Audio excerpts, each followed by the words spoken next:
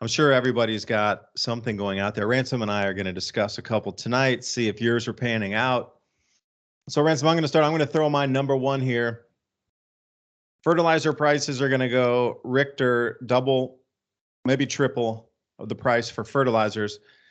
It's going to create shortages, and they're already anticipating a 20% reduction in yields off of any hectare or acre planted. And in the beginning of when it comes into planting season, fertilizer prices, and the understanding that crops won't be there and the food prices are going to continue to increase the next year, panicking more people. That's my first pick. I already see that one.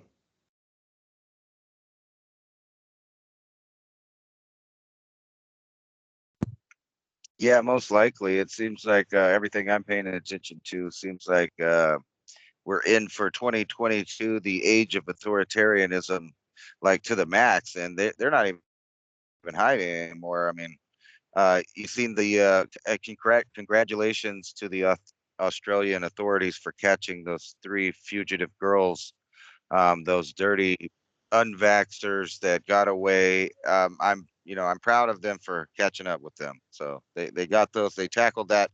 And front page Drudge, they're telling us mask forever, bow down to Omicron Prime. It's so weird that this new thing is named after kind of I believe it's the planet that the aliens are from on Futurama. And then we're seeing weird stuff in the US, like I was looking at, I forgot where I saw it, but it was an article about how San Francisco and Sacramento and other places in California are investing in iron plating kind of for the outside of their the outside of their stores, because they live in an age where people are cleaning them out. It's kind of like I predicted, that half of the government, half of the police, half of the first responders, half of everyone is leaving their jobs, which is opening up niches, which is allowing, all kinds of weird, rampant crime that you're going to start seeing a lot more of. And soon people will be begging for some kind of order from this. And you can already see that I think in 2022, you're going to see the dawn of the social credit score system implemented in the US. And what they're going to do is use, the health restrictions as a way to reward people for good behavior. I'm seeing it in New Mexico already. They're offering rewards for you to go get completely mandated. They're offering, like kids stuff, so they'll go around their parents and do it. All kinds of weird stuff. But think about that, where I watched on a national television program from Australia. With enthusiasm, the reporter report how the three fugitive teenage girls had escaped, and that they were looking for them, and how happy everyone is now that they have totally been captured. And if you haven't seen it, you should Google these facilities in Australia and look at them, and just tell me what that's reminiscent to you of. And remember that those same things are ready to go, ready to be implemented in most of the Western world. So, and then you have to look at stuff like Magazine. I think their headline right now is humanity doomed for extinction. And I have a feeling that there's a whole lot of people out there that have been prepped and primed for some unrelated virus in the near future to go around and drastically reduce population. That's my prediction. I didn't think I'd see it, but here we are. Here we are. Yeah, it came pretty quickly too, and these breakdown of the social services, you got a couple choices. You just deal with it and be the victim, or communities start taking law enforcement into their own hands again, and the protection in their own hands. Now, see, that's already been vilified, and we know what that whole Rittenhouse trial was about, to vilify that type of, hey, you're coming into our neighborhood, there's no police, and we need to protect our own homes. Oh, now you're considered a vigilante if you do that. Just like the girls. You would think it was a major prison break that those girls were, in life in prison on death row because they, killed 16 people each, the way they looked at it and the way it's portrayed. But It's just a couple people escape like a quarantine COVID facility that's sketchy at best, using a PCR test that doesn't work, to then say you have to go to the camp, or use some track and trace on a phone. Oh, you were near somebody who we did a test that doesn't work that said they were positive, so you need to go to the camp too. Something that simple. Now they're cheered on as you if you caught like lifetime on death row criminals. It's a bizarro world, and it's moving fast. And the reward you spoke of, what if your reward's going to be food? Access to food. Forget the going out to the cinema and going out to the restaurants. Forget that. That's on a different level, which will probably be revoked as businesses get shuttered further. You got to collapse it to zero to bring in a new monetary system. But the access to food next year will be the reward, because I can see it coming into one family, one loaf of bread, maybe every 1 or 2 days or once a week. You know, think about wartime rationing, World War II. If you had any grandparents who lived through that, that was just daily life for 5 years while they went through the event. People accepted it.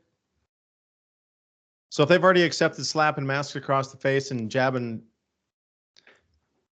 carbon razor blades into the body, etc., then why would you not consider a ration card like a very easy, light version to bend over for? Because after all, it's for the good cause, and how dare you didn't wear a mask? You're not allowed in the store, and then they're going to have police and army stationed at the stores because people are going to get angry when they can't go get their food. So it's already, you know, they know the response is going to be what from the populace, from the stimulus, and they've already set up the recourse to put access to food will be all guarded. It's going to be all guarded. That'll be my second prediction for 2022. Not in the very beginning, but by the end, like say this time next year, December-ish, there will be guards armed, fully armed, if not military stationed at every single food point. There'll be soldiers at the Sam's Club and your Costco.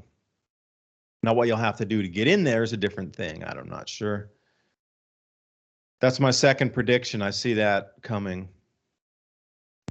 Reward is food. That's terrible. I think it's gonna be even more than that. And what's funny is you talking about guarding it, I see this article about this new fast first X-ray in the world that could diagnose pneumonia, COVID pneumonia, right? So you can walk through the airport. This is on the Jerusalem Post. You can walk through the airport, and then they're like, boom, you're positive, or at least you have some kind of issue. And when you see these steel plated new entrances to the retail stores, you can kind of see the combination of these kind of the whole world of the social credit score, where you get identified everywhere you go as either good person or a not a good person, and that's how they're setting it up everywhere. I was also looking at this weird thing that they got going on where it's like brainwashing inside of brainwashing, and I'll show you what I mean. So if you were looking at the Drudge Report, they have all kinds of, distraction crimes and different things on there. But right next to these articles about the economy, so like let's just read some headlines here. COVID drags on. Americans are hoarding cash, as if the paper dollar bill will help them if they, save those. But that's another topic there. Market crazier than the dot-com era. That's another one, according to Munger. Gallup poll, inflation causing hardship for 45% polled. And we kind of already knew that. But then, right under that, if you look, there's another article that says that radio DJ that you love, you might be hearing already a robot. It's already a robot. And people don't realize that not only is the music, and now Netflix and other companies have allowed AI to write the script. So this is all being fed from a robot AI, but a lot of articles are written by AI. And this is just kind of an anecdotal one about how it's probably a robot, an AI that just deciding which little cuts to put out in a live stream or whatever. But the idea of the entire system being turned over to this AI um, system shows you that one, the economy's going to tank and they're going to replace the dollar bill. It's been, on the forefront of the news headlines for the last couple years. Cash is dirty. They want to eliminate black market. They want to do this. They want to regulate cryptocurrency more, and it's all leading to one point, that they're going to try to use a centralized credit score system that's tied to your money and your medical and everything. But just the way that the retailers are changing over their business practices right now is for a system that does not allow mom and pops to exist at all, because they'll be regulated into oblivion. They won't be able to get the supplies like the bigger chain stores can get. So they're just kind of regulated out of business. But the chain stores are, they're not subject to mandates. They get lobby power, where they get exemptions for them, and they can do certain things. So the box stores are going to be open, all of your favorite fast food and stuff, but it's all going to be outside, where you just kind of come through in your little line, which is real similar to the way that that they give cattle shots and feed them, and you let them in one at a time and you make them go where you want them to go. The entire society is being changed over to that right before your very eyes. So the AI is controlling even the traffic flow of when people go in and out, and people are getting used to that right now during this pandemic, through different mandates about curfews, lockdowns, etc. Your area is okay to go and shop now. You can go, and right there, disguised in all of that, is a type of as you were calling it, what do you call it? You're getting your rations for Rationing. today. Yeah, and they're already doing that in a way by doing this, so that they're picking and choosing what you can and can't have at the store, as we are right now. I've been doing a lot of traveling, and what you were talking about having a soldier at every food distribution center. Now, just Mexico City, for an example, it's already that way. And I know I mentioned this last time. They even have a little guy that's not the military guy, but some other guy there that's keeping track of who washes their hands and wears their masks. Now, I don't think it's in the end it's going to have anything to do with the wiping your hands with sanitary stuff and wearing a mask. It's just the control mechanism that they're practicing. It's a beta control mechanism program that maybe to loop back here, that an AI is actually controlling. And it would make sense, because now big beef companies and other things keep track of their herds with implants. And I wanted to go back to that. Um, the implant seems to be the end result of where this is going. And there's going to be only a certain amount of people taking part in the new economic system. And the reason I say that is, one, because the population is about to drastically reduce, and everybody will remember it as just things happening. There'll be really no one to blame about it. It's just the way things are. But they'll get used to this new system where the implant, and I sent you an article about Sweden, how they're going Yeah, I ahead, saw they're that. just going That full blown with it. well, that goes right in with the steel doors. If you have to have that chip and then swipe it, or have the chip so it looks down into your forehead to be able to open those containers that are reinforced glass and reinforced steel, the food's in that. But you have to swipe your arm with the chip in it. Grain is size of rice, you can get it implanted. Everybody's so happy about it. But you're gonna have to swipe down in front of the door. That video was rather spooky, with the code readers actually at a hardened, thief-proof door before you can even access something as simple as a sports drink or just a Coca-Cola at that Walgreens that took place at. That's a little weird. Yeah, exactly. And the reason that I'm pretty sure that is the end result of this whole debacle for the last couple of years, and what's going to go into the next couple of years, is because all of the major tech companies are moving over to implant systems, because the real estate of the future is the metaverse. And it's no accident that Facebook went over and changed its name to Meta. Actually, I've been reading a lot of articles about, that's the best real estate right now to buy, as far as that's what they're going to replace the internet with, is a audio visual connection via the implant. And you will see commercials in your head. They've been practicing it for a while. They've been bombarding you on television with this idea. It kind of came to an epiphany to me. They've showed the Elon Musk thing that they've interleaked that shows clearly that a mammal can do that, and they've also shown that they can control it in the opposite direction.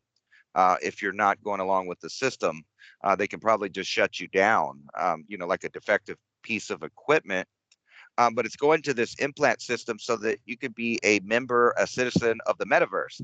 And this is also, you don't leave your home, and you only go to, agreed upon, areas that you've got liberty to go to, not freedom, but liberty. You got permission to go there and hang out or get food or whatever. Meanwhile, the elite are going to recapture the earth. That's their plan. They want to take it back, reduce the population. They want to take back nature for them. And that's the era that we're going in. And I was listening to another program that you were talking to someone, I forgot who it was, but you were talking about the 10,000 year period, basically, that we've been living in an artificial, or I wouldn't say artificial, but a abnormal comfort zone of warm weather.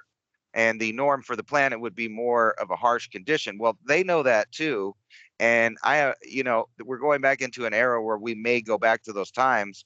And there is an article right now on Drudge Report that's talking about, let me see if I can find it again.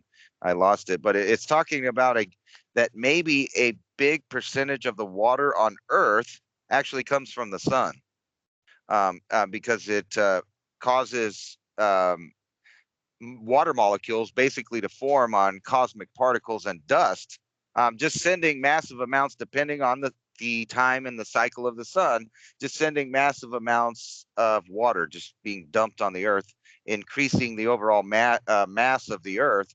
And it's a pretty trippy idea that they're admitting that, but they won't admit that the sun drives the climate on the earth. Star water. And I sit here and I look too. The coldest temperatures ever recorded in Russia happening yesterday, and up in, what was that, Sweden, in the Scandinavian area, reporting all-time record cold, and even the coldest month in itself versus the record cold smashing the last few days. The absurd snowfalls down to the beaches a week before summer in Tasmania. In all these events, they're blaming it on El Nino.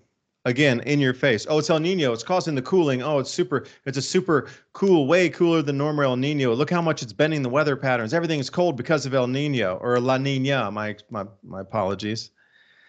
So yes, an extra cool La Nina. So it's driving all this, and this is the reason it's cold and snowy, and this and that. But when it's heat, they won't dare talk about a natural cycle. When it's cold and record cold, it's all natural cycle.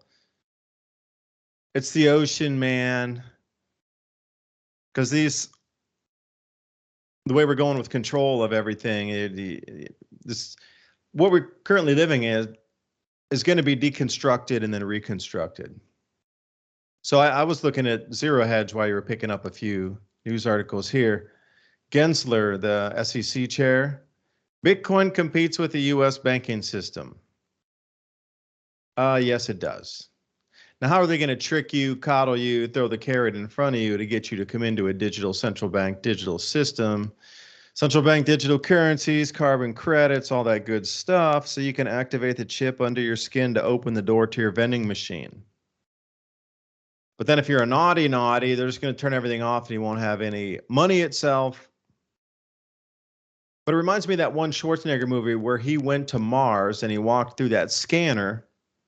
And remember that? It showed everything. It even showed that chip in the skin and all of his skeletal structure. But now you're saying there's something similar that can see if you've had the COVID vax, or if you have the thing in your body, or if you did or you didn't. It's showing respiratory something. But then again, they'll be able to see the chip under your skin walking through that translucent thing. Back then it was super sci-fi, but now it's in your face. So whatever we've seen in the movies is about 20 years behind now. But Bitcoin competing with the US banking system, that screams of regulation, and I wouldn't say banning outright. I think too many large companies have gotten onto it. So MicroStrategy's, how many, and then Musk and all these other people are following behind, and now Dorsey, everything's going super big, and all the investment houses are getting into crypto assets, and funds are basing themselves on it. Now there's exchange traded funds, ETFs, and bond issuances against Bitcoin. So you see the transition's already in play. Like, you clearly see it's in play. There's no maybe it's coming, we got to wait for, no. It's already so in play that we're at like the first quarter break right now. But how does it move from here into fertilizer shortages, food shortages, quadrupling food prices, hyperinflation, the destruction of fiat currency, and then the reemergence of a digital currency? Well, you will have to put a chip under your skin or have double, triple, quadruple, eight slots on that card that you carry with you filled out, so you'll be able to even access any of the goodies they're going to offer in the metaverse, the digital verse, or whatever kind of dystopian that would make all these other guys cringe and start crying that wrote the books. Huxley, he'd have to have diapers after this episode of what we're experiencing versus Brave New World. He'd be, give me the diaper. This is too scary. What the kind of place we're going into.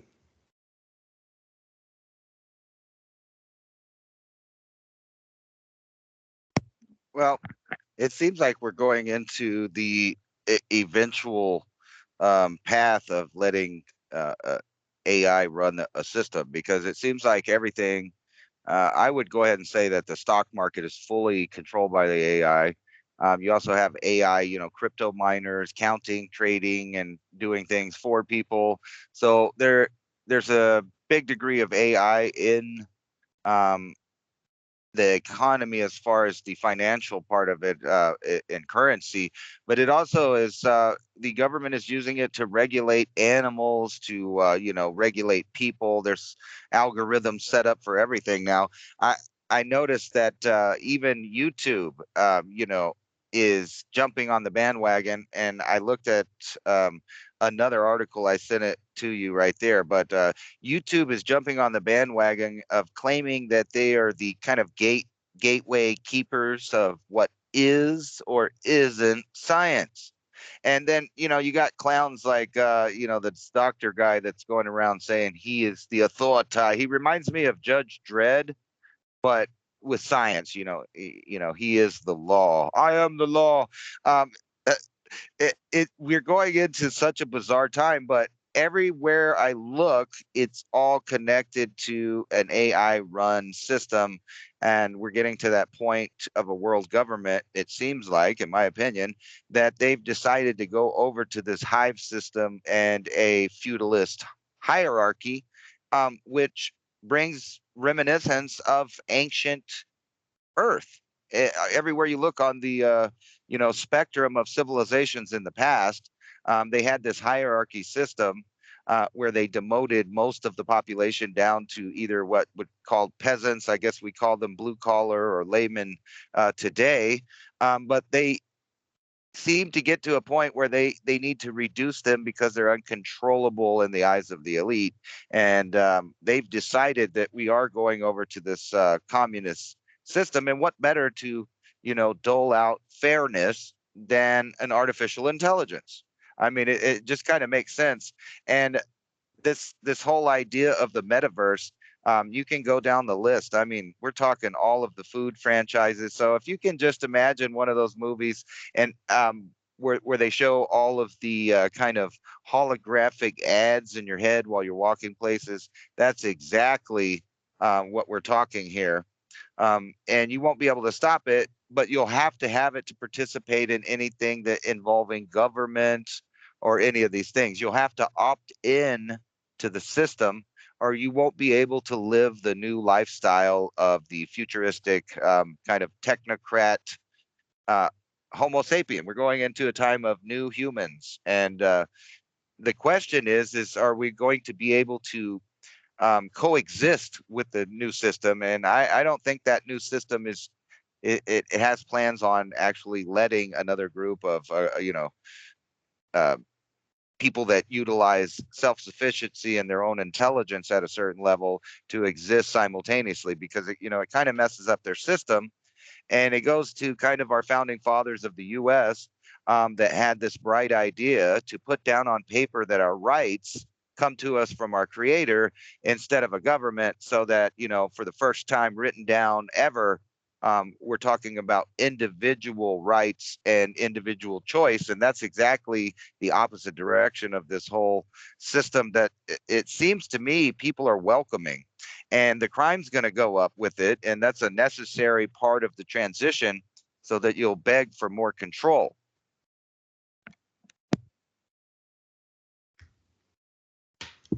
Maybe we are repeating history, because I cannot see. I'm very happy to say stop it where it is. We'll readjust. You AI, go into your cities, go into the metaverse, and the rest of us will stay out here in the country. Do our own thing, because we grow the food, so we can grow the food. Cities rely on people who grow the food, so we're all good. Just leave us alone out here, and we're happy to coexist. But that ain't going to happen. So when I look back, I say perhaps the Neanderthals were something similar, because this AI has been referred to in the Indian Vedic text for such a long time. Excuse me, as well as Islamic traditions, Ahriman. So we go back into how many iterations of where we sit now, where the AI is supposedly taking control. But if you look back through ancient history, this same AI force, Ahriman, gets close, and humans resonate it back out of the field of view, if you will. Or it's totally taken over, and it's given the perception that there is still a possibility for humans to unite with a single cause, and then say no and kick this frequency back down and out of our visual spectral range to have any effect on our planet. Or is it only an illusion and a hologram, and this AI is something like 20 million years old playing the game with us here? And it's all encompassing, and we really are what the mystics talk about, living in a hologram world, but we just don't know it because the AI has set things in motion that we are literally in the game, like you talked about in the beginning. We were watching reality TV 20 years ago, but now we're inside the program, living in the reality TV, living in the reality show itself. Before a spectator, but now a participant. It's interesting how the shift was. Is that the AI shifting us into play? Because you look back through the ancient records, and you even go back to the Sumerians, they still reference this same energy that's been here time immemorial. And you wonder really how integrated it is, or is there free will? Or has this all been pre-planned out, and it's trying to get the human to bend? We're here for a reason, for some energetic frequency, some energy field manipulation, something that the AI, being all powerful itself, still can't make, produce, or do.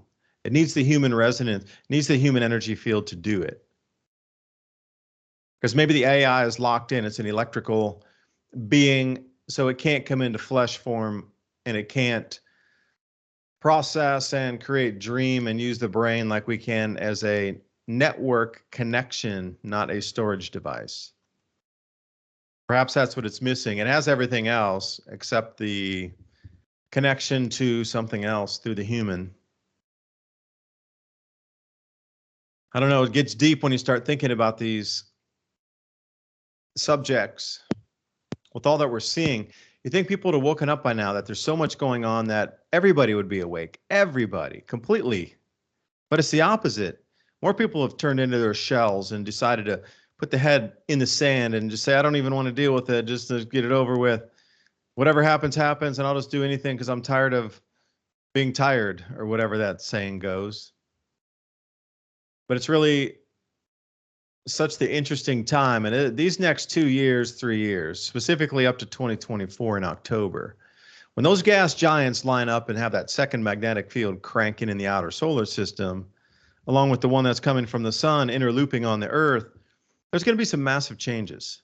And we're already starting to see it. So this winter, coming into the planting season, and then with the fertilizer shortages, The natural reduction in crop yields from the out of sync planting, harvest dates, and all the extremes that are going to be extremity stream coming up through these next 2 years. And then the fertilizer shortage. So I don't know if it's on purpose, this fertilizer shortage, to get a reaction, but putting things in charge of AI. So maybe that's the excuse that, the AI is back again, but it's not always been here for millions of years. It never left.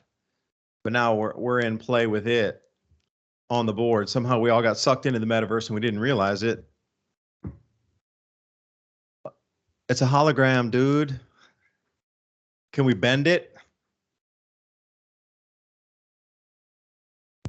Maybe we could bend it. I've thought pretty deep about this whole concept that there's a reason that they phrase everything a specific way. So right now is the Great Reset. And if you just continue on this track or this idea of everything being ran by an AI, if you've ever played a game or your phone is messed up or your computer is messed up or any kind of system like that, you'll know that it'll get stuck, it'll malfunction. Maybe it's a virus, maybe it's an update that you need to install. So, but whatever the case, if you use this analogy to civilization, you would know that there is a necessary time that there will be a power grid failure, shutdown, reset. Now, the reason for this is just like the machine that's glitching or needs to be updated.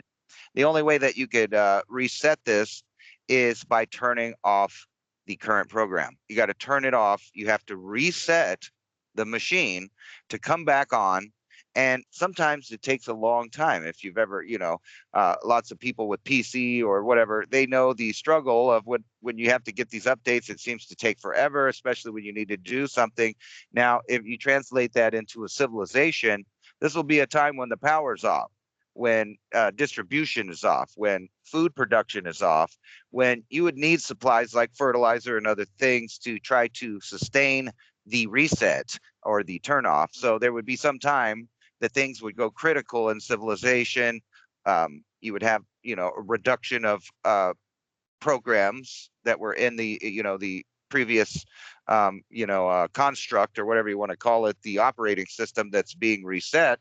So some of those got to go. They're going to disappear and they got to go. And then just like reality, you'll have increased crime and these other things happening, and everyone will beg for the system to be finished with its updates and its reinstallation, the Great Reset, to come back on so that you could be part of the new system. And that new system, it seems, is a completely imaginary universe called the metaverse, that controls everything from your finances to your choices, your individual choices in life, like what to eat, where to go eat, what time to eat, and all of that. There's a cute Disney movie, I think it's a Disney movie called Wall-E, where the humans leave the Earth and they just go on this big luxury tour spaceship.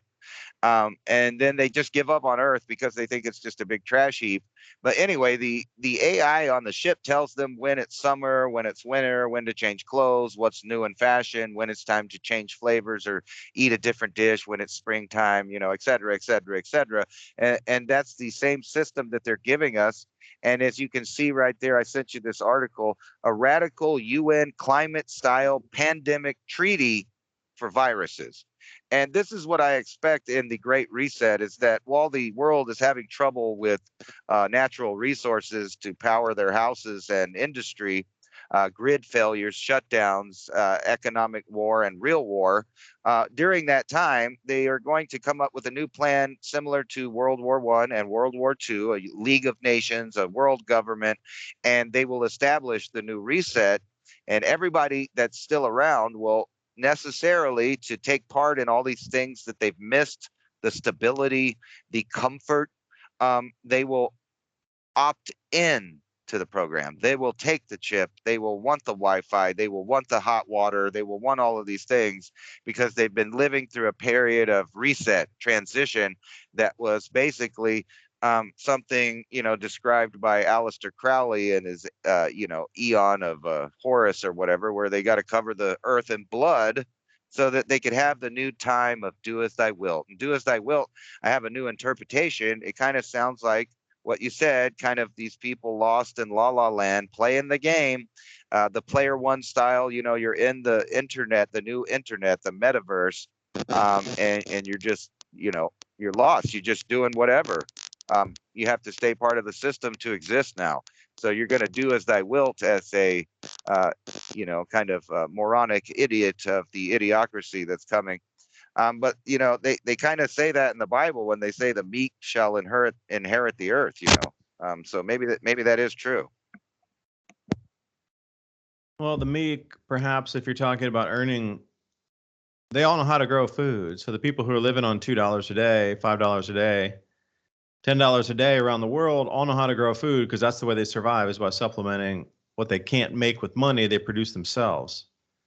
So if there were to be a catastrophic loss of power for some period of time, the people in nation XYZ that you consider a third world, very underdeveloped place across the planet, pick your one out of 100, and they're going to do just fine because they already have the basic skills for survival without the electricity, only getting deliveries once a month in there. They're already used to that kind of what we would consider almost impossible lifestyle. That's their baseline.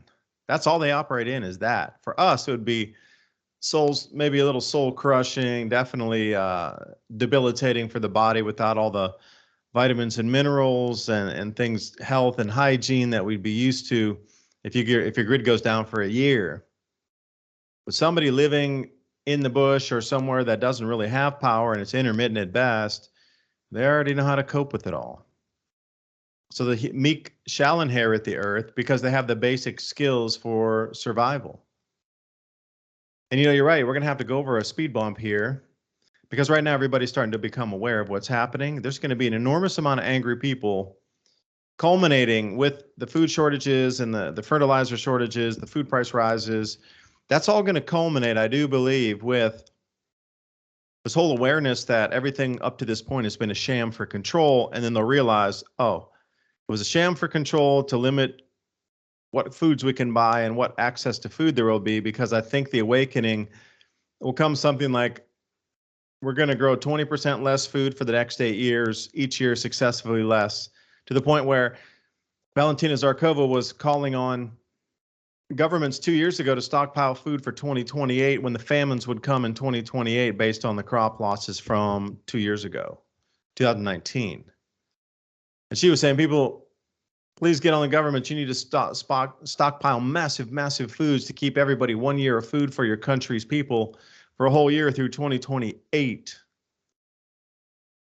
That was 2 years ago. You haven't heard much about that. But if they're going to that level thinking about it, that speed bump in the road, when the people become aware, they're going to behave a certain way, which has been game played and mapped out on the response of how the AI has already known 50 different ways that when you push a human in this direction, the response will be this. And when the response is X, Y, or Z, then the controllers are going to get much more brutal and dictatorial. It'll be total control. I mean, you're going to look at access to food in the next year here as something that it's nearly unbelievable. And if they put locks on it where you're going to have to swipe out everything, or you have to have a QR code on your phone or something before you can swipe in, because they'll quickly realize that even if it's your friend that lets you uses their card or their phone to swipe in to buy food, they're suddenly buying 2 people's worth of food because they've already mapped out what your buying patterns are. So if you double that, they're going to instantly know that you're buying for somebody else. So there's all kind of little intricacies moving forward here. It's not going to be as easy as saying, hey, man, if instead of getting 1 box of that, just buy 2. Wally, I don't, it's not going to work like that. Then they'll be cut off. And then it won't take too long before the people helping others that aren't vaxxed, that don't have all this, will quickly be cut off. And they'll realize, no way, I'm not going to help any of them because I'm going to get cut off. And you can already see it rolling out. And then the last thing will be when people get super angry that they're not able to go into the store, that they don't have the track and trace apps, that they can't get the food, and their kids are hungry, they're going to start going off the hook. And the Richter is an understatement. Hence, more police, more military, more control. So it's going to get into this weird feedback loop. until it's totally locked down into what you're talking about.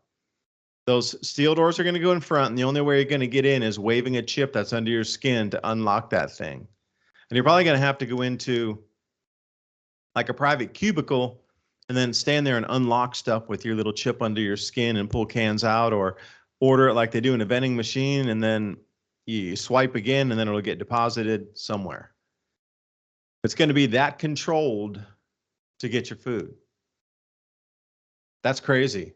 That's truly insane where we're going with this.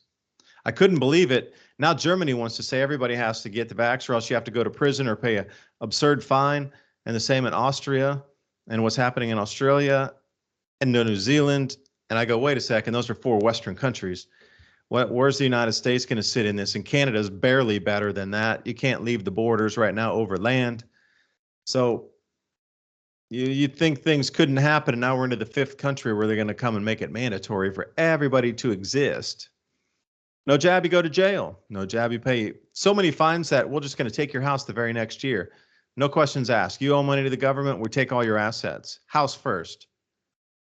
That's where they're going to play it. How long would it be for, $2,000 or $4,000 a day of your non-compliance before they literally own everything by the corrupt legal system that there is now, and you're still racking up money?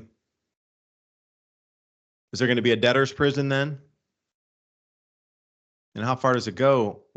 And how many people are going to continue to comply with this before there's enough of people that say no, no, no, no, compared to the ones that are going to be the enforcers? Would the whole neighborhood come out and drive the police or the evictors out of the neighborhood? Would they try to come back with a bigger force? How do you get the whole community involved if there's now 200 soldiers with all the police? Like, how do you push back against that? I mean, you're talking about thousands, tens of thousands of people arriving at the same time to push back. And there's a lot of things to think about moving forward. Non-compliance is the best way to go, though. But how many people are going to non-comply? It's going to take everybody all the time, 100%, everybody, for weeks before the elite would get the message that, hey, globalists go home, we're not going to play anymore. But it's got to be everybody all the time. But that's going to be a hard sell, too. So I don't know. I'm just getting my farm ready for the changes, and I'll meet my maker, and I'll be happy. Yeah, I actually wanted to talk about that because, I get a lot of messages from some of these programs that I upload onto my channel. And one of the number one things that people are talking about is, how do they actually do anything after the power's off? Like, for real, besides batteries and solar lights. Yeah, okay. But how do you get in track with, resources that you don't have or don't need? How do you adapt to a world without electricity? And that's one of the biggest kind of questions and worries people have, is what are they going to do when they go into this non-comfort zone where electricity is really not issue? And I kind of, not to be mean, but I laugh at that because I've been poor at times where I never enjoyed air conditioning or heating or some of these things, and people fail to realize that I think it's like 80% of the world, they don't use it. They don't use air conditioning. Even in very, very hot places, they might have a fan or something like that. So it's really not that big a deal. I wanted to kind of say that, to live without electricity. I mean, we've been doing it for the vast majority of our existence on the planet Earth. Only recently have we had air conditioning and heating and these other amenities that we've become used to, that we think of as comfort. Now, the only real important, kind of advantage to electricity is being able to preserve your food, of course, is to have, a refrigerator that keeps your meat, cheeses, and other things at the right temperature. However, there were a lot of, tricks in the old world that people use, like root cellars and different things that they did. But what are some of the ways that, you could actually start, talking to other people or doing things when the power inevitably goes down? Because I do agree that it will go off eventually. The system's going to shut down for some period, maybe not strictly electricity off, but just the basic function of society is going to shut off and reset. And during that time, people are still, especially like us, are going to be trying to do things to, survive anyway. And that's an opt out of the system. And I believe the reset of the system is the system for the sheeple. People that are not sheeples are not going to need the new system even, any more than they needed the last system, the one we're in now. Yeah, then we join the Sasquatch out in the forest living off the grid. But, the first thing you might think about is, how are you going to cook your food? There's a few ways to dissect this as well. Having a triple redundancy, or if your power goes out, do you have a way to stay warm in your home without power? Okay, well, my backup plan is I have a yurt in the backyard, 12-foot tall yurt, sleep 6, and one of those Winterwell camp stoves. I can warm the place with wood. It has light, it has heat, and you can cook on it. And I got the adapter for water, and it holds 3/4 of a gallon of water, 3 liters. And it's on the stovepipe, so it continually stays warm. So at least you have hot water, a place to cook, the heat and the light all in one package. Now, if you know anybody who has a natural gas well around your area, which many, many people do, it doesn't take very much to find the propane people. And a lot of times they're also near natural gas wells because they can feed in faster. And a lot of times the propane filling places are also like a natural gas terminus point. There's a lot of interlooping on that, at least out in the countryside. They were smart. All the fire suppression equipment's there already. So they try to just bundle everything into one, the propane and the natural gas, all at the same point, always guarded, always fenced in. Even if it's a oil terminal itself, where there might be some containment and storage of liquids, not gases. So can you, beyond the gas grill that we all have for the summer, do you have something more portable, like a 1-pound Coleman stove that can be refilled off a 20-pound tank? And do you have the attachments that can refill those 1-pound cylinders? Because those 1-pound cylinders are way easier to work with. Or perhaps you have an adapter that will allow you to take that 20-pound into a step-down valve and then you have a permanent, much larger source to cook with. But thinking about the redundancies on cooking, heat, and fuel, and if it comes right down to it, okay, you could cook with fire, but do you have a place that's enclosed? So if you are going to cook, you're not cooking in the wind, so you can get steady heat. You're not cooking in the rain or the inclement conditions of snow and blizzards and things. Well, it's almost like a cooking yurt in itself, or a different part protected. I mean, you're talking about triple, quadruple redundancy on your food supply, water purification for at least boiling and heating. I mean, how far down? Do you have any black hoses that you could spin up on a hill and just roll out, and the hose itself contains 5 or 6 gallons of water that you could get really, really hot with a black hose, leaving it on the side of a hill, coiled up so the heat bounces off of itself?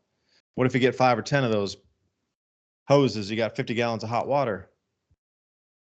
But you could still use it as a hose in addition to a water storage and heating device, because you're probably not going to drink it. You're just going to bathe with it or something. So it doesn't matter if it's in the hose. So, I mean, how redundant are people for the simplest of things? Keeping yourself warm and alive during the winter when the power goes out for weeks, plural, or months, plural, and access to be able to cook food and heat and light. I mean, a lot of people don't. And if you are listening to that rant there, you might want to think about 1 or 2 of those points. Tomorrow's a good day to get out to the store and go get stuff. And that's no BS, really. I mean, really, we're at that point now where days count.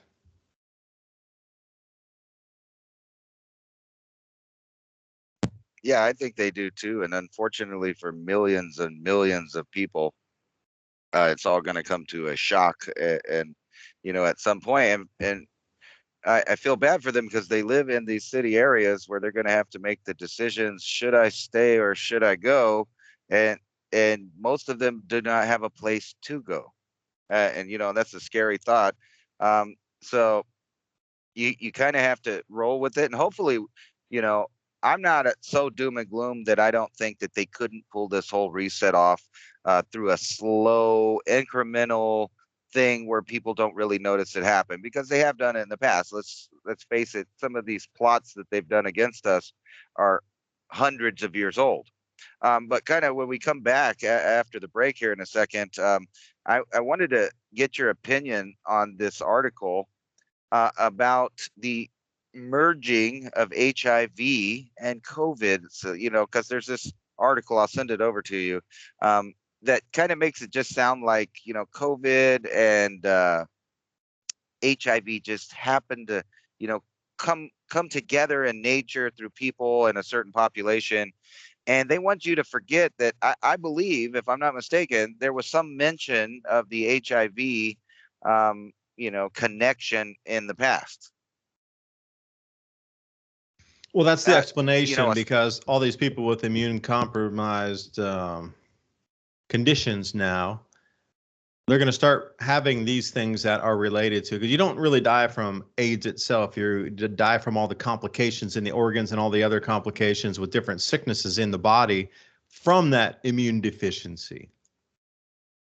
So to explain the same thing away, because the jabbed have the immune deficiency now, they're going to have to pair it, and look for all the explanations coming out of pairings, and that's a perfect one right there. You hit it on the head. I mean, because that explains it a lot. Just that, the way you phrase that, the 30, 40 years we've heard about HIV and thing, it just sets the tone so everybody instantly understands what you're saying. There's really not that much explanation needed for, they had to retrain everybody with all these new words that we're using now, like contact tracing and whatever else. But HIV has already been there for 40 years, so they don't have to retrain anybody. Oh, it's mixing. Everybody's going to get sick from these things. Remember how everybody died from AIDS? Yeah, well, COVID's going to do it now too. Like, what? They're already painting. The excuses are already abounding for the losses inbound. Yeah, here's the headline here. Did collision with HIV forge Omicron variant? Now, we can get into this later, how this can be, used for some weird stuff. But I just wanted to point out that, thank God for Fauci, because he was around for the original HIV pandemic and came up with the drugs and everything for that too. So I just wanted to point that out. Yeah, those are $1,000 a pill too. So thanks, Fauci. See, he's working it. He's working the whatever the Pfizer Mectin or the Merck Mectin, whatever they're going to put out as those pills, to be $700 for a regimen. Seems he's taking a little nudge off there. Didn't pull you over the coals for $1,000 a pop. Only 700. How generous. He's a cool guy, man. He's the science. He is science. It's like Bill Nye, kind of, but a government version. Yeah, we can all trust Bill Nye. He should be the science advisor. He's such a sciencey guy. We could trust him because we always trust the science. But yeah, how is your redundancy on medicines? Anyway, before the break here, are you redundant on medicines, or can you wild forage medicinal plants to substitute for things you might not be able to get out of your Walgreens or your doctor's prescriptions? Supply chains take many forms. Pharmaceuticals is one of those. I'm David Devine with Ransom Godwin, 420 TV Freedomist Films, right here, Revolution Radio, Studio A, Thursday nights. Thanks for listening. Consider a donation. FreedomSlips.com. Top tab. Station costs, running costs, production costs. We'll be back in 2 minutes and 2 seconds. Thanks for your time.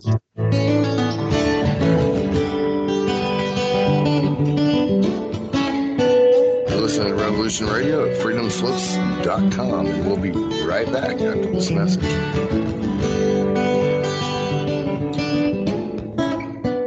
Be evasive, but that doesn't mean that they're telling the truth as opposed to fiction.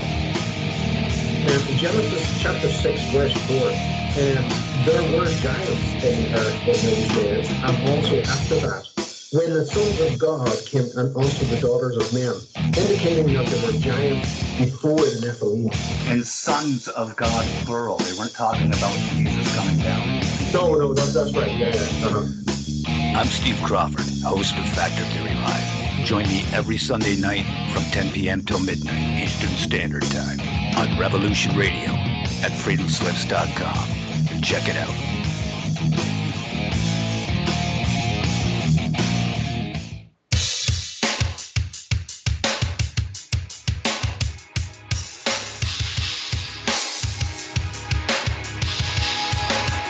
Enter into a world unseen on Raven Star's Witching Hour.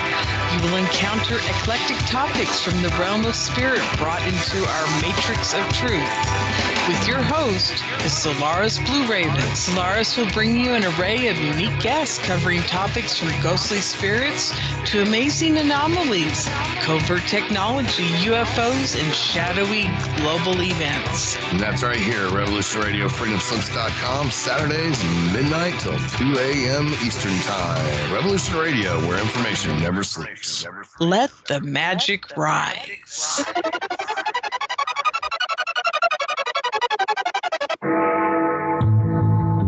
Galactic Interstellar Council on Revolution Radio Studio A, Fridays at 2 p.m. Eastern. Join us as we traverse the starseed paradigm, as expressed in the time-space continuum that we know as the divine expression of love and light. Integrating this conscious unity into the galactic paradigm. So welcome all, both terrestrial beings and galactic beings as one. So be it. You're listening to Revolution Radio.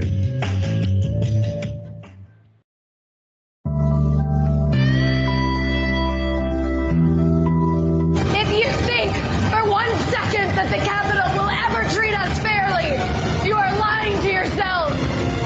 Because we know who they are and what they do. This is what they do, and we must fight back.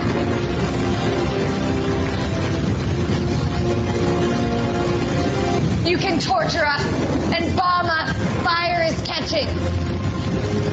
And if we burn, you burn with us. Good evening.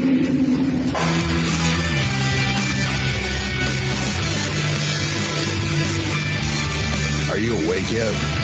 I hope. We've tried and we've tried for years and years to use passive resistance and loud voices to make a change. The time is over. Your governments around the world have no other goal than to decimate your entire existence at the hands of the bankers and the elites. The war is coming, and it's your choice to decide if you want to be a warrior or a victim. Denial is not a choice anymore. Revolution Radio, freedomslips.com, the #1 listener-supported radio station on the planet. Not giving up. Revolution Radio.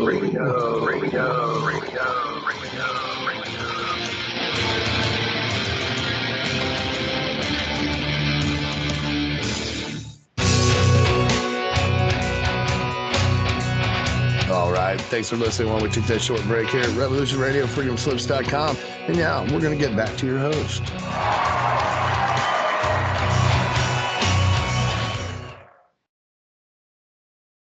And welcome back to the second hour of Mini Ice Age Conversations. Ransom Godwin joining me tonight from 420 TV Freedomist Films. David Dubine here. Revolution Radio. Think about, with the amount of censorship that we've seen since the beginning of this pandemic, how strong do you think the censorship will be when people are starving on the streets and fighting to get into supermarkets, and what you'll be allowed to talk about with the crop losses and how that's bending society and causing civil unrest where troops will be stationed in stores? If you think that might be more highly censored, then you want to keep this platform on air. Consider a donation, freedomslips.com, Revolution Radio, donate tab, top left. Of course, you have production costs here. How do you think you get free radio and host like Ransom and myself to come on? Can't do it alone, that's for sure. But anyway, I appreciate you coming back. Now, just before we were on the break, we were talking about somehow magically that HIV is now involved in the new COVID variant, and the way that the news headlines are coming out, it seems that they're making appearance that these two are slamming together. That there's a HIV COVID 911 smashed together. That's going to be the cause for everybody's immunocompromised problems moving forward into the fall here. I just found it real quirky how the article was written and the way they connected those two things, even though they're not connected. It's a convenient excuse, awesome one, but the way the media has run with this already, to front run that excuse of the immune system compromise, I don't know, it's a bit weird how much control the media has to try to still shift perception.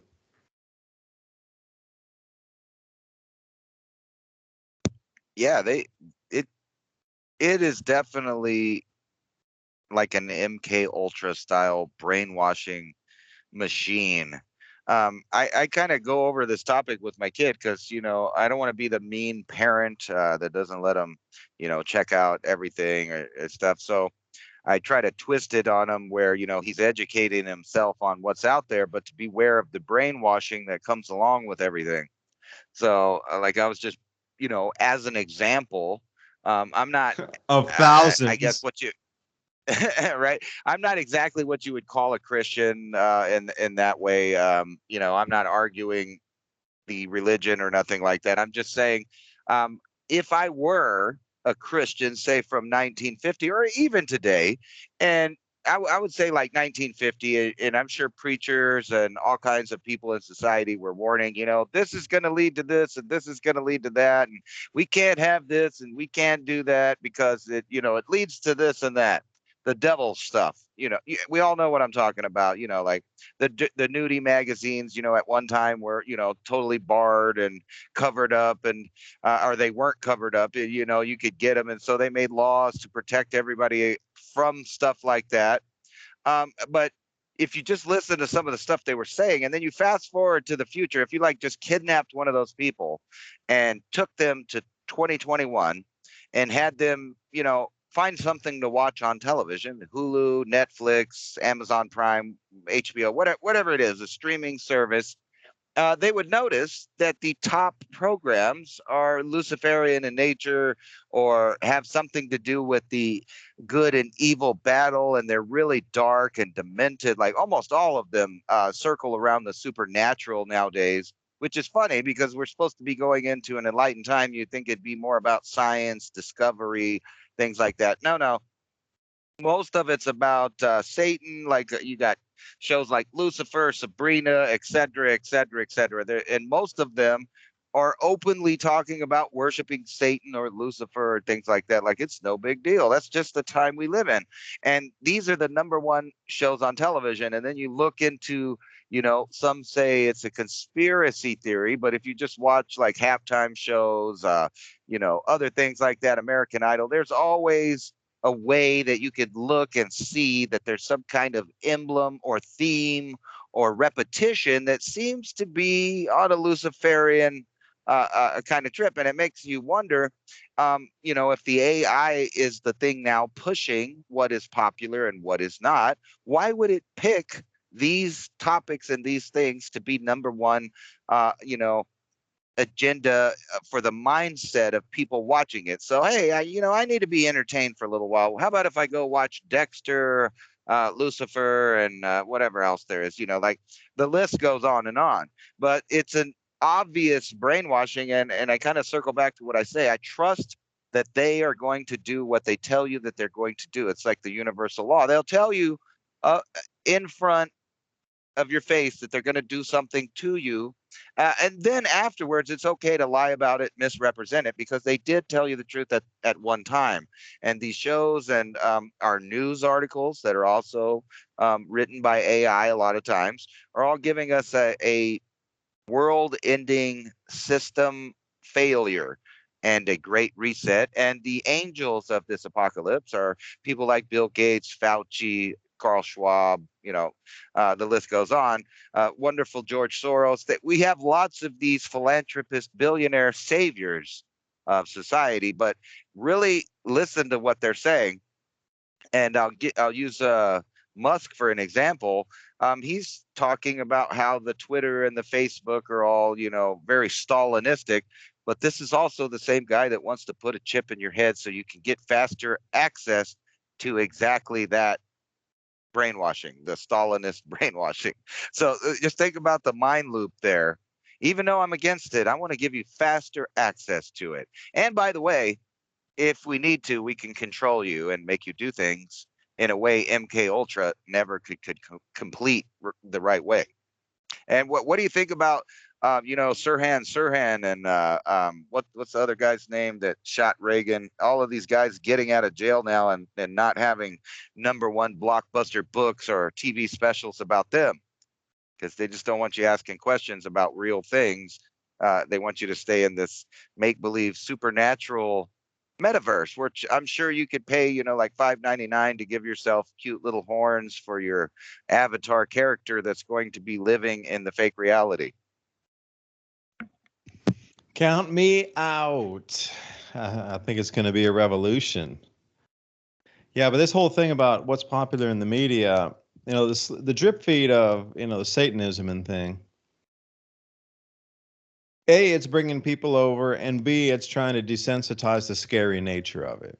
So more people are willing to try it, test it, see what it's about. Just like anything that we've seen in the past. So robots, were super scary, and they had to kind of drip feed them in so you knew what a robot was. So wherever we've seen, whether it be gene splicing technologies with Dolly the sheep, that was finally cloning come of age, and now the Boston Dynamics robots. I mean, the parkour robots are probably the speed of turtles and the agility of a turtle compared to what they have now. But the drip feed in to have you accept what is new and what is scary, what is of your demise. And yeah, you're right. Who decides what the most popular shows are on TV? I mean, yeah, there's some good talent and there's some good things like Game of Thrones, but it was, like, how did that become such a thing? Like, what decided it was such a thing and how good it was?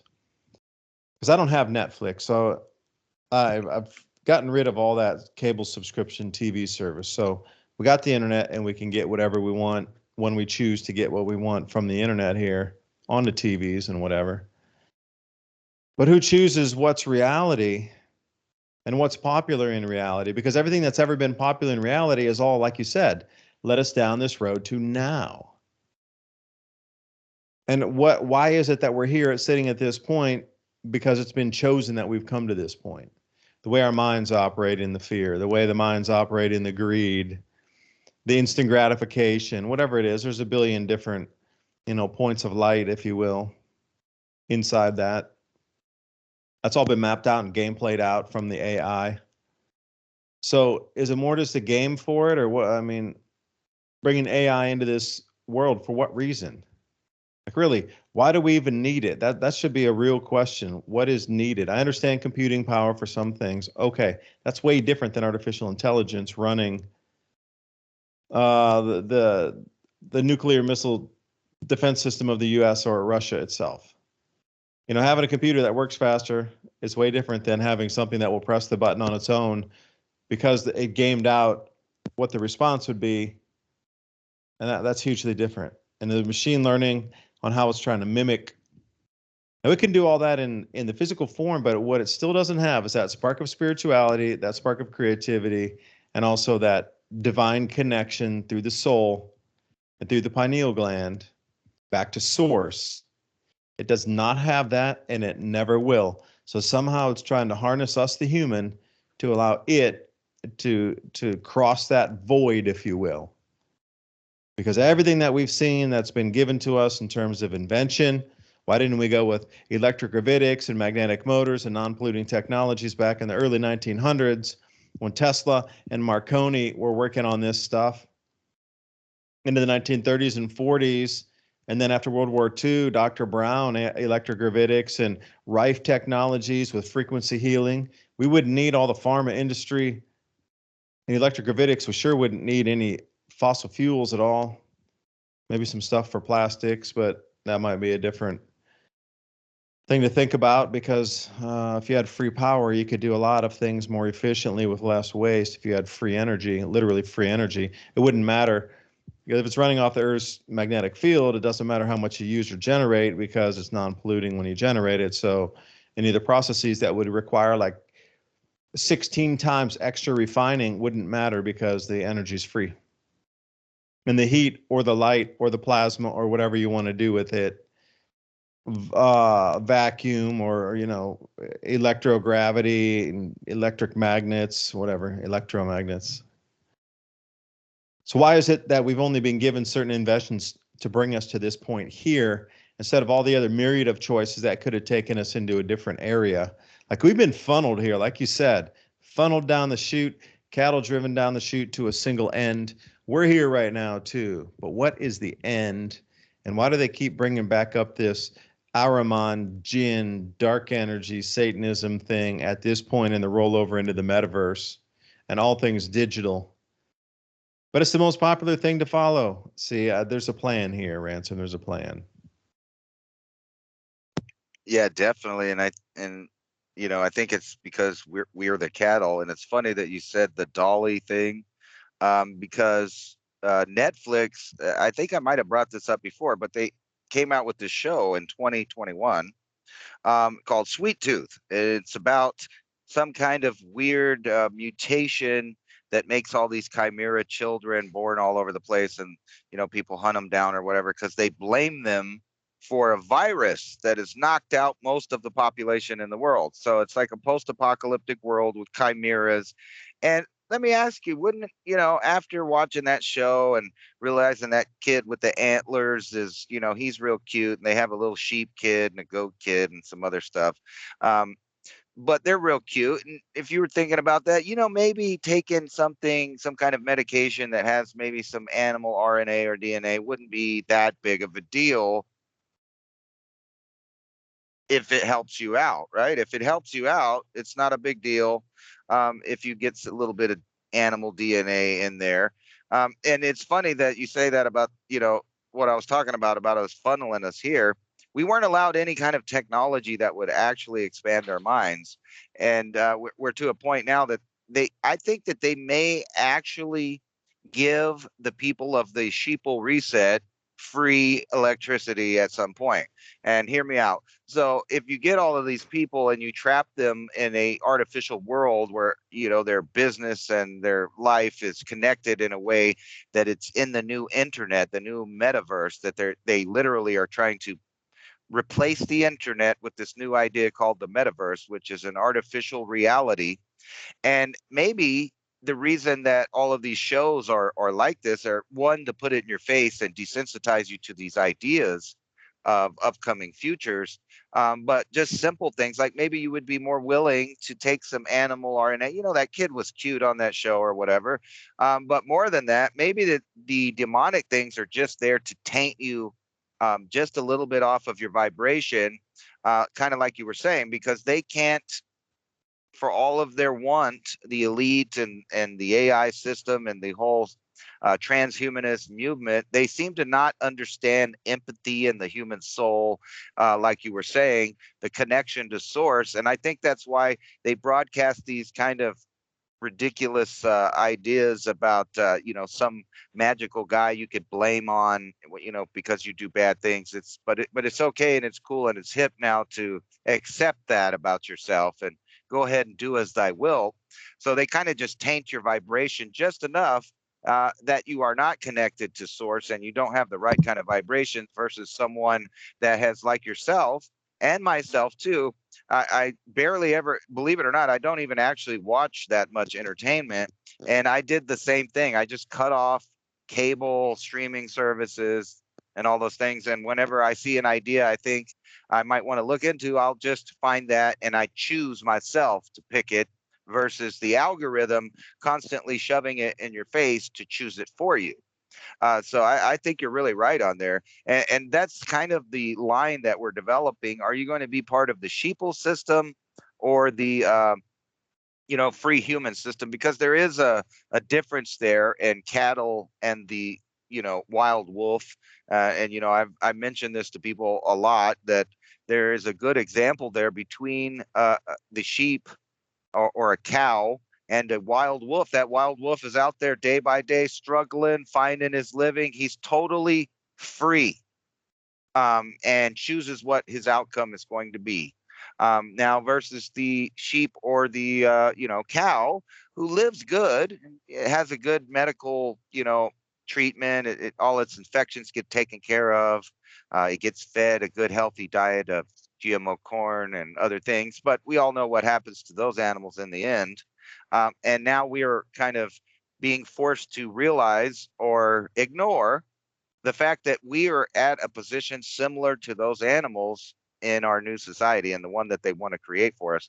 And I think there's going to be a day, I hate to say it, where you're going to have to protect your land, your values, and your ideas, because people will come simply because you refuse to join their system.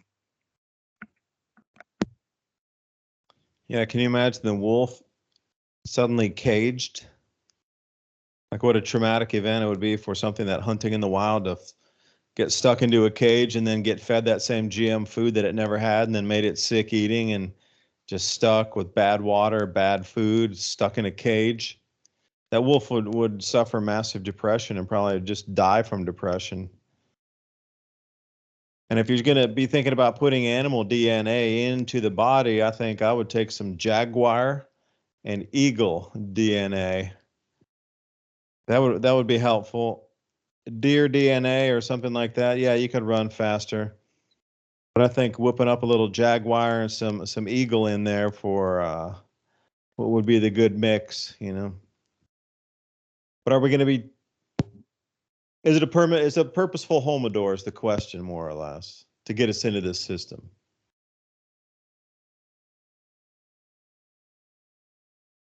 You know what's funny that you say that jaguar. Um, I, I I know this for some reason, but there are all of these people that like to keep these big cats in captivity as a pet. And there's one story that usually happens at the end of this captivity. So if you're using that for a people analogy, or even the wolf per se, you're talking about it get depressed. But there's one thing that usually happens with captive animals like that, is that the jailer or the zookeeper or the pet owner eventually becomes complacent with the behavior of the wild animal, the predator in the cage, and thinks that they're safe. And then eventually they get killed by the cat. And that's something that happens like a lot with like people that try to keep lions, tigers, and things like that, is eventually they get eaten by what they thought they had subdued.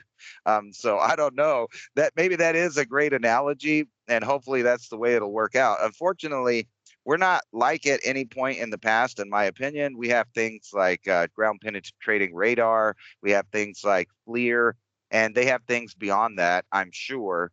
I brought up a long time ago to you this program that it's kind of funny, because the program is a DARPA program. And basically what it is a balloon that gets sent up, and it has little ammonia detectors and other things on there, and it goes over the woods. It has a FLIR camera, and they're confident that if there is a Bigfoot out there, that this drone that they want to create and get money for. So as far as I know, the program never went forward, but they wanted to get funding for this drone that would go out and find any hominid whatsoever, period, inside of a jungle or forest terrain. And, you think they don't really have machines like that, not to mention that they can read the numbers on a penny from any satellite from the late 70s. So just imagine what they can do now. You're not hiding. All of this is No, coming to a really? head eventually. Wait, go 1970s. They could read the numbers on a penny laying on the ground from a satellite on a clear day from space, like that kind of satellite. Yeah, I believe they could. I mean, they declassify stuff like that later that they could do. But we all know that if they could do that, if they could show a guy in a newspaper, then, they could zoom in, and we have a little more pixels than that, which begs to question, why do they never actually show us space in this enlightened age of megapixels, mega resolution, and 8K, 16K, etc. We never get anything. All we ever get are computer renderings of things in space. And not to mention, now that we've changed over to a completely digital system of computers, every single image you ever watch now, from now on, every image, unless you got an old style camera, every image from television, video, or cameras is a rendered picture. Now imagine if you had the ability to put in software that would edit things out of the spectrum before it showed you. So like, say you wanted to take a picture of something that you knew was there, but the picture wouldn't show it anymore. Or you had a bunch of soldiers out in the field wearing a certain kind of garment that just deleted themselves right out of your pixels. Yeah, how could history be distorted at that point? And think about, most things were on paper for quite some time, but that decays. Yeah, you'd have to take your image, take it to a printing shop, and they would probably squawk because they had to print something out. And how many people still have photo albums? I know photo albums from prior, but that you would go and have your pictures printed in paper and put them into the album like we all used to do before. And 16,000 megapixels, that's huge. And yeah, anything you look on the net right now, you never get that kind of resolution. It's always, 1,000 by 1,000, 3,000 by 4,000, something like this. Well, yeah, where's the 15, 16,000 megapixel resolution that we just don't see? I mean, do you have to go into like a database, a university database or something? And where are these satellite images of the ocean bottoms that we should all be seeing, or at least the coastline? Why is, when you're looking at a lot of GIS software and things like as simple as Google Earth, huge amounts of area coastal are blocked out? What's so scary about looking under the water 10, 20, 50 feet along the entire coastline of the planet? Well, what about 300 feet of water? Why is an enormous amount of coastal area, specifically where the continental shelf drops off into the deeper abyss, like 300 to 400 feet of water? You think it'd be clear as a bell there, but an enormous amount of it across the planet is covered and smudged out. So what's there that they don't want you to see?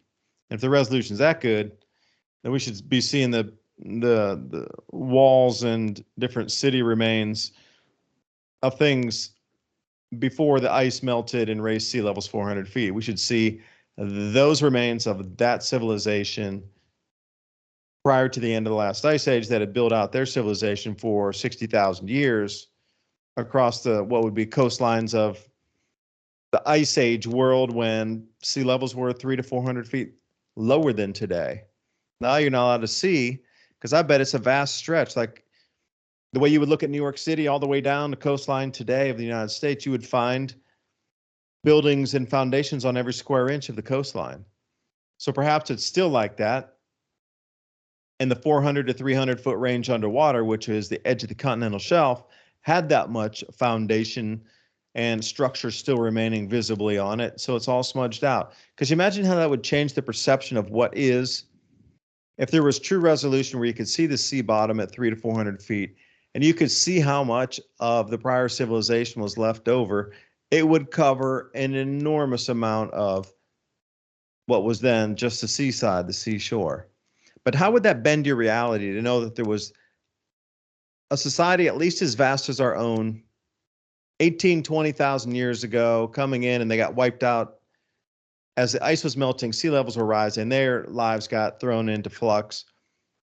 But from 80,000 years until 20,000 years before present, those climate systems were locked in place for 60,000 years. Of course, they developed. Of course, they found out where the habitable zones were. Of course, they populated those. And if we've come this far in 10,000 years, how far do you think they came in 60,000 years? And what about the prior interglacial? So a lot of the things people were looking for, they're looking in the wrong place. Like, oh, there's nothing there. All these old stories of ice age, pre-ice age, antediluvian, whatever. societies and civilizations and cities. Can't find them anymore. Look, there's none. We can't find them. Yeah, because they're all underwater. They're all underwater. 200 to 400 feet underwater. India's got a fair few. There's a couple off of Taiwan with temples that are in about 200 feet of water that was dry, and you could have walked across over to China. So they put temples in the middle of there.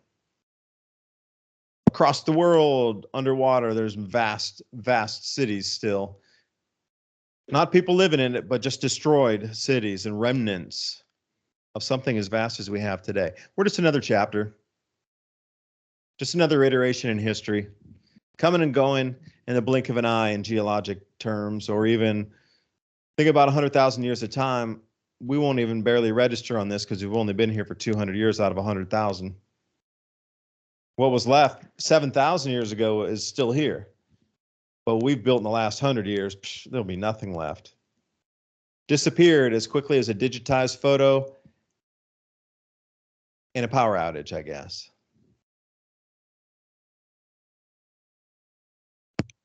Yeah, absolutely.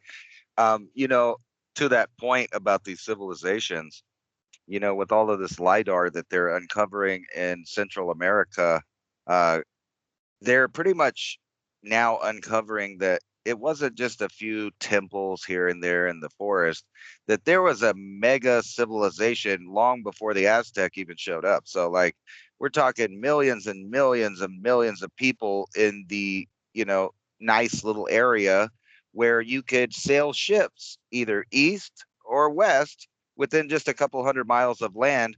And, in the past, if sea levels were different, there may be even more, uncovered. And then you kind of take the point that sometimes land goes up or down relatively fast compared to some of these empires' length of time that they were there. We don't even know what kind of cities were like even there before that, because we know there was civilizations built on civilization, built on civilization.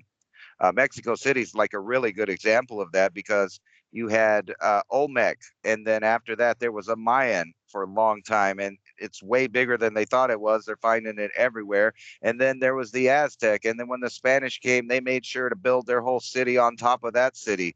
So all over Mexico City, they're digging up more and more city, but not just there, all the way to the edge of the Yucatan Peninsula and south of there.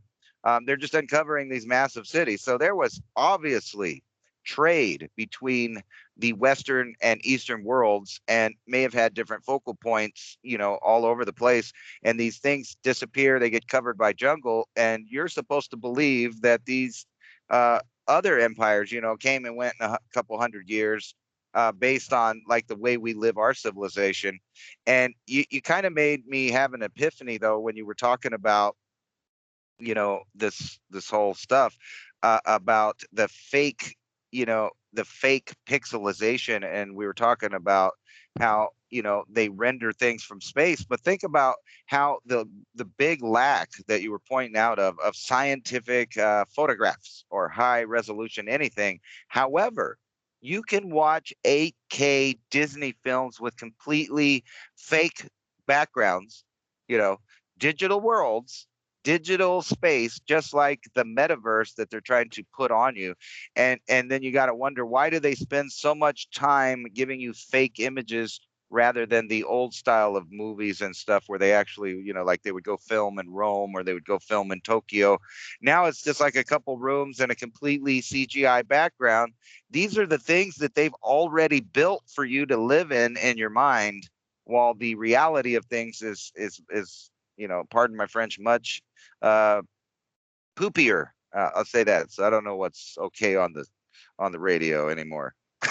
It's weird how everything's so offensive, yet everything's so repulsive at the same time. The system can completely do things that are outrageously indecent, but yet you might get censored for your opinion on the weather. Yeah, so in the metaverse, okay, they got your mind locked in there. Now, what's happening with the physical body? I mean, is it going to be out here unattended where you're going to be in like one of those movies where you lie in a tube and then the whole day you're asleep almost, but you're awake in the metaverse mind, but your body's being nurtured out here by some tubes in it so you get the right nutrition, but your brain will be active in the metaverse. Like, what happens to the physical body? That's an important question in the metaverse moving forward. You know, I don't know the name of it, but a while back I did watch a movie that was kind of like that, where people were selling over their digital rights, their image, to the corporation, and everybody lived in a cartoon land. They were on drugs all the time by the pharmaceutical companies. So they had little masks on and they breathed in these drugs, and they had people in chem suits, you know, kind of babysitting them to make sure they don't hurt themselves. In their fake reality, though, everything's great. They're dining at wonderful restaurants, but in the real world, just like you pointed out, they all look like you know, crack addicted, malnourished people on the verge of death. But they didn't know that. And then up above them, in these balloon cities, people lived, you know, normal lives, and they didn't do that. But the whole system was set up just to babysit everyone as they died off. And what did they harvest, or what was the harvestable part after they passed? Yeah, there's a good question, because that wasn't in there. But maybe it's the Soylent Green. You know, they're like that. We might as well eat bugs and air meat and stuff made out of what's that stuff called? Their blood meat, blood sausage. There's a company that supposedly clones blood, and you can go ahead and maybe in the near future you could even eat some blood sausage of a celebrity you like. You know, you could take part in the worldwide sacrifice to this AI system that's about to put you in concentration camps, even whenever you test negative, like those 3 girls. You know, that's a part they keep leaving out in the stories, is those 3 girls tested negative, and they still reacted like they were fugitives from justice. Now imagine if that one day, God forbid, rolls over into the United States, where these really dramatic people that you've seen in the past year and a half, that weirdly, almost like an AI was controlling it, cut the population in half, where you could see. Oh, and by the way, that brings me to another point.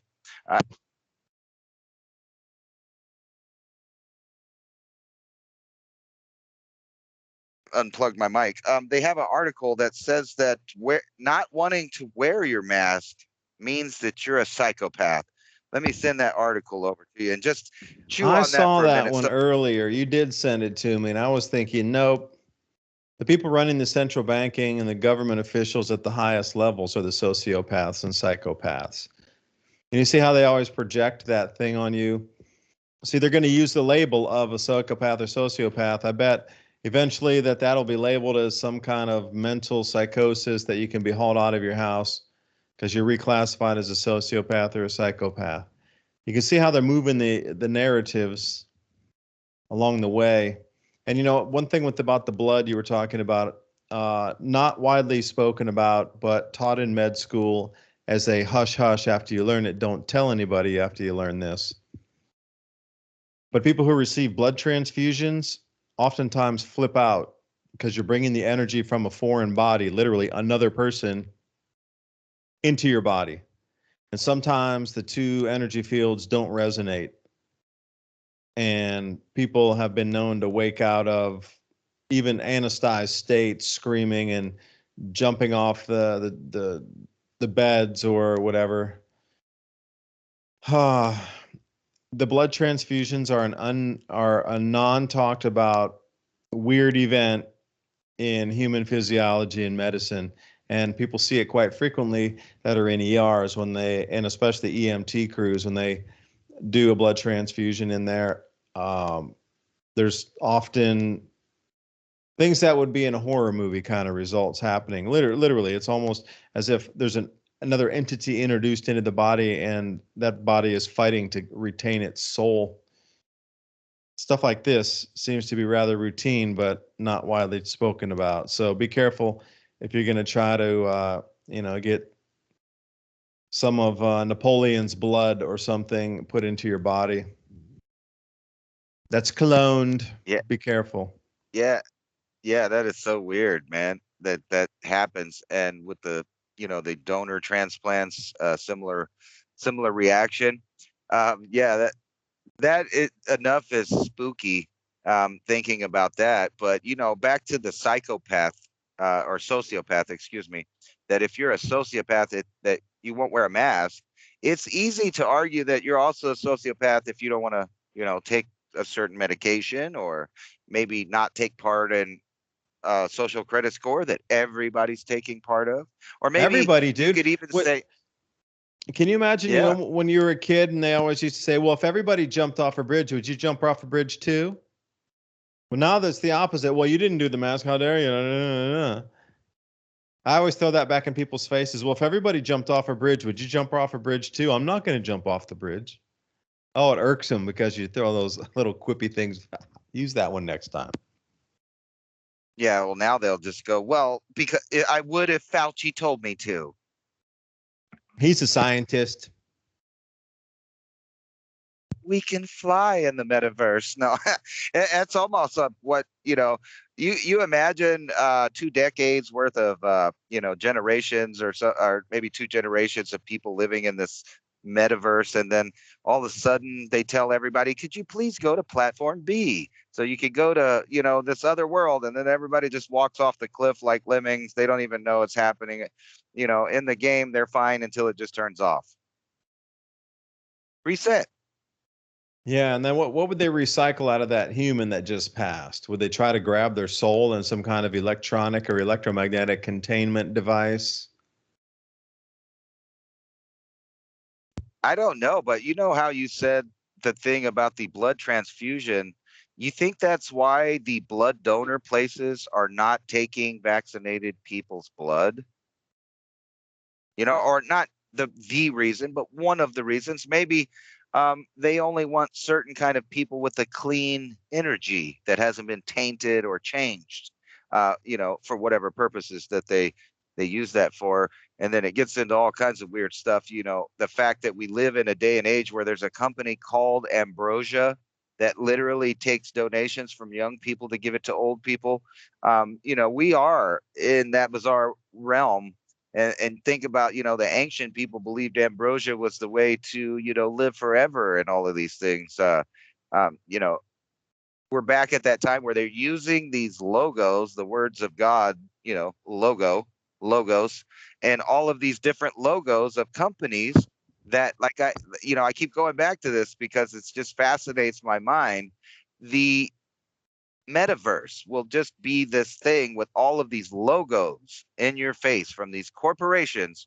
And it makes me think of this movie called Brands, I think is the name of it. And I brought that up before because it's so weird. It's like in that movie, each brand kind of attached to people, and there was like this weird demon feeding off of their addictions. Whether it's a burger place or drugs or fashion or whatever it is, there's just a frequency for each of these things to let an entity attach to you. And it kind of feels like that when you think about the world we live in with all of these pills that they give people, Xanax, Zoloft, all of these weird things. And then on top of that, the vices that one could already get, tobacco, and the list goes on and on, alcohol. And they used to call that spirits. I know they still do on the sign, and people forget that. But there may have been a real metaphysical, and you think about that metaphysical, the whole thing about metaphysical learnings, or we're going into the metaverse, and then the Jewish concept of it being the death of or transition, or end meta there.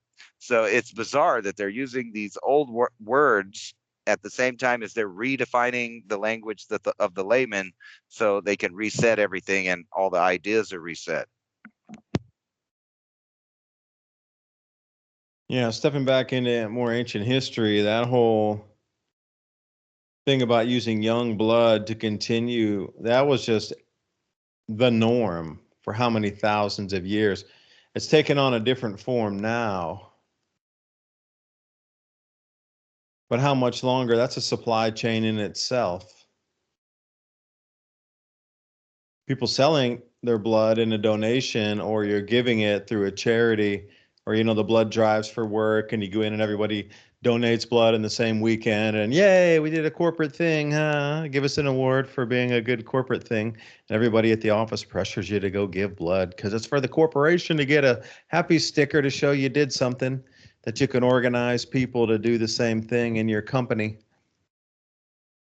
So you got to wonder where the blood go anyway. I mean, how much of it was sold overseas? You know, you might think that when you give it, and then it's given for free, or the mind of the giver is it's given to somebody else because it's a blood donation bank or a food bank, which, yeah, there is free there.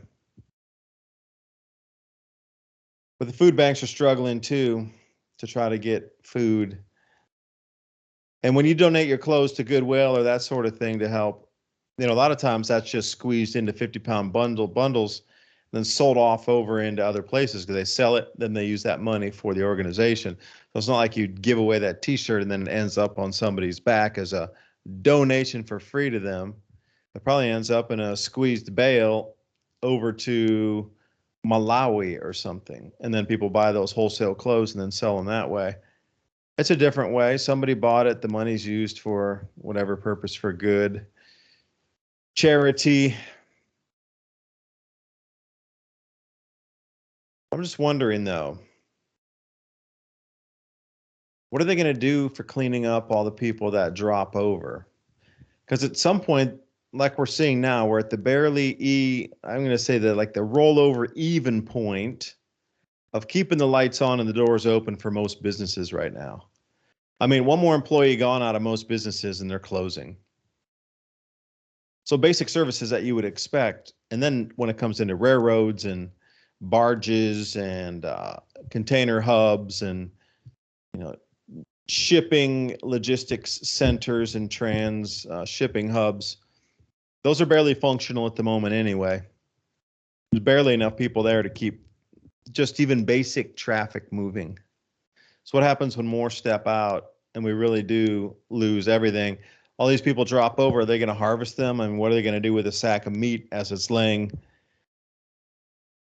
I mean, you know, given the choice coming up this year and next, how many people are they going to have to come and clean up out of the homes after they get smell reports in the winter or in the spring after a brutal winter where the person living there had to choose between heating and eating, and they couldn't do both? And then it was going to be a cleanup this spring. They'll get the smell reports, and then they'll bring crews in to clean everything out, along with all the immune compromised. And, you know, it's coming into kind of a weird winter. I just really still ask, why is it all being positioned this way?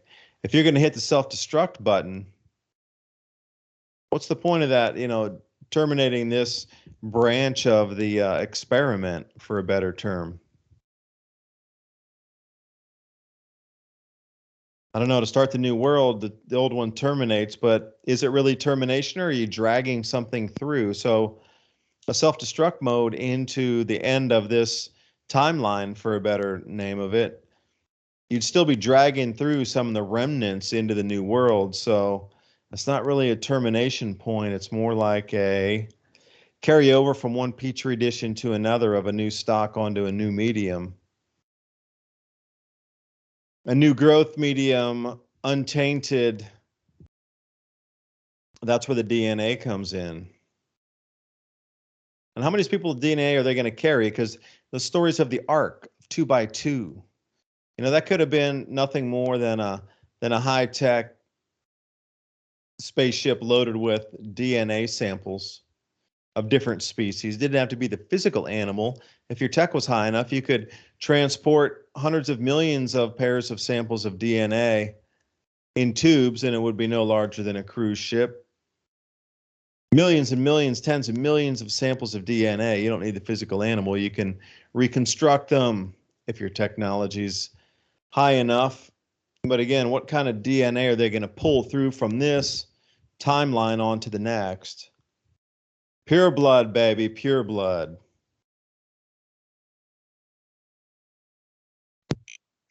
Yeah, you know, I think the answer to that is it's going to get cold.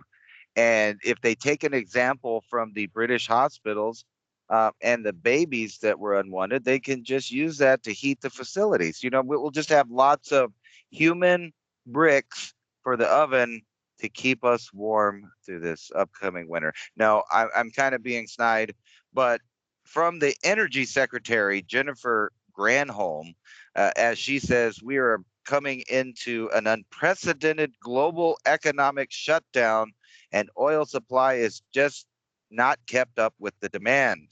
Kind of hinting at it's going to be a disastrous next year as far as natural resources. So you can already see that they are planning to cut the heat. Just like in the UK, where the British royalty get to have plenty of mansions with the heat turned on always. So just in case they decide to go there, they want you to, get one of those little 10-minute shower things and deal with less of everything so that they could have more of everything. It's just they're slowly pushing everyone into it. It's not really slow anymore. I mean, we're being nudged and even shoved into the reset. So you can get used to it. I know a lot of people say that it's doom and gloom, and I don't believe it is. It's just accepting reality and not being naive to when you see certain signs lead up to a certain outcome.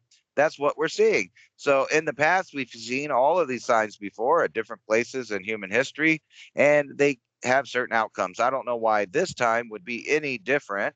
So whenever you see all of the countries of the world, kind of clam up and do the same thing as every other one, there is a centralized, established power, and all that's left is to admit that power exists and come out in the open and start running things.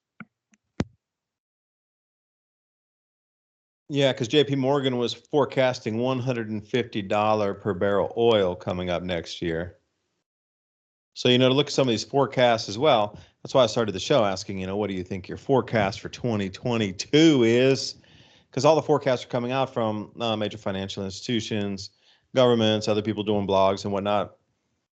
But JP Morgan, $1.50 oil, that's what crashed everything when it got to that point back in 2008 and 9 with a super cycle and the commodity crisis and the subprime mortgage crisis and all that crescendoed down at the same time because oil went to around 150 and it was just too expensive for deliveries and people to go to work, and $6 gasoline, that wasn't good for the economy. So everything came crashing down.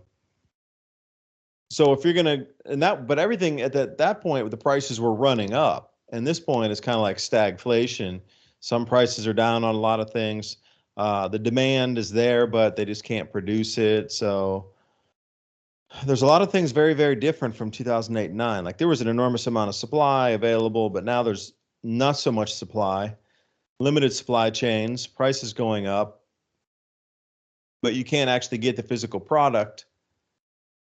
But if oil's back to $150 and gas goes to $6 again, but you're already hanging off of a cliff by a thread anyway. So I'm sure that's what will take everything down. Now, how deeply will they crash it on purpose here is something to be discussed or mapped out. Because gaming it out with these elite and globalists, they already know what's going to happen with the human population, the emotions, the triggered. I'm sure the AI's mapped all this out, and then humans will do this, and the AI will do that, and the counterbalance will police and military doing that, told by the AI what to do, where to go, and then they'll just map out the next simulation of 10 million people behaving like this requires which kind of response. Okay, 100 million people getting angry, going to the streets because their kids aren't eating, will require this response. Okay, 500 million people, and they're gaming it out. So what's going to happen when the food crosses over onto the inflation and full train wreck here? Because you got to look, those two tracks are going to cross here in 2022. Massive food inflation, massive non-availability of foods, and food limitations and rationing crossing over into this massive increase in energy prices, and then all the jobs that will destruct out of that and that cascading wave. And if you do get something to deliver to the store, You'll be on your knees begging or on the knees praying and crying. Oh, it arrived. It arrived. Oh, it's like the wagon train back in the day. You know, you see those movies where they go out 2-3 miles from before it got into town and accompany it in. And it was a huge event. It'll be something like that again these days coming up. It's got to be reset, and they got to get people into the new reset. They got to be super happy about accepting the new asset class and monetary value to restart the system because they're in such dire straits that they want the comfort. They'll accept any new system, any system, just to get them comfortable again. You know, and that's the downfall, is the comfort. Then again, we're just repeating chapters in history. Well, we do have one thing to look forward to, and that's a population reduction, and that's discounting all of the other stuff. Oh, I that thought we you were going to talk say about. Christmas pound cake from my aunt. I thought you were going to say that. No, I actually, in closing, let me ask you what you think of this, because it's a point I think people miss. The IMF managing director, Christine Lagarde, I think her name is Lagarde. Lagarde, there it is. I'm misreading. Anyway, she has in the speech that she gave in the U.S. recently, where she said governments around the world must start confronting the reality of aging populations, saying increasing life expectancy will have a dramatic impact on budgets for decades to come. She tries to push the idea that the Earth's population will go from 7.5 to 10 billion. But the point is it's like a lies mixed with truth here.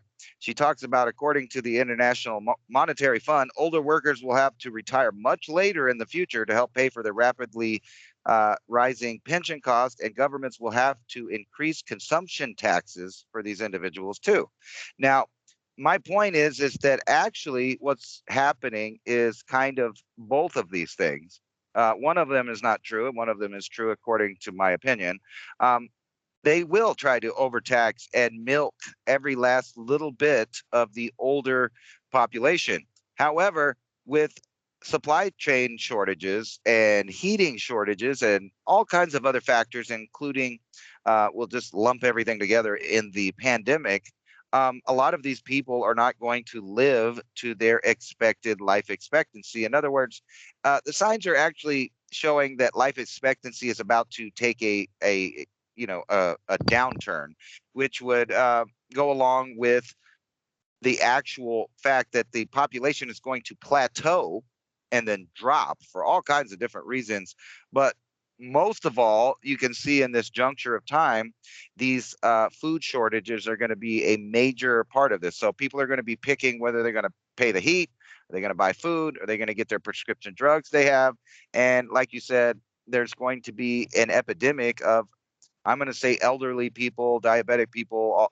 Matter of fact, the same demographic of people that are supposedly dying now from a virus, but it's going to increase exponentially due to these other factors.